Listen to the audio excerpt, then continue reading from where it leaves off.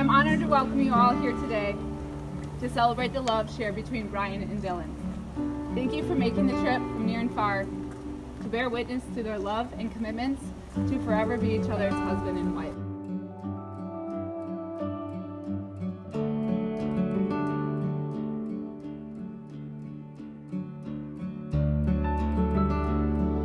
Today, Dylan and Bryan are dressed up as bride and groom, but we're all here today because back in 2016, a flower child and a jailbird hit it off at a bar on Halloween night. I'd like to say we grew up as sisters, but honestly, we played more like we were brothers. We loved playing in the mud, exploring old mines, and digging for railroad pieces, snowmobiling, flying around in the golf cart, flying out of the golf cart. So we definitely loved to be adventurous. So when Dylan decided that she was going to move to Colorado, I was not surprised.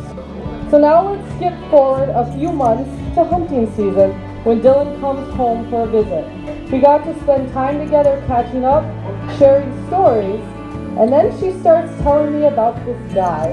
Well, let me tell you what I discovered in just one day of hanging out with Bryan and Dylan. So just spending one day with you two was all I needed to know that Bryan was the man for you. Life's beautiful, isn't it? Not many times do we get to meet people as special as Bryan and Dylan. And for that, we're all extremely lucky. People who know Bryan know that he has a superpower. And his power is to take out any sort of fear that you have in your heart and replace that with motivation and with courage. Now, I've been extremely fortunate to know Bryan and Dylan from the start, and it's been a true blessing. And there's one thing that I'll never forget, and it all comes down to one phone call. Now, Bryan called me, and he said, "I'm going to marry Dylan." And the one thing that I'll always remember from that phone call is Bryan never asked me, "Is this the right time? Is this the right person? Is this the right place?" You knew. There was no doubt in your mind, and that was courageous.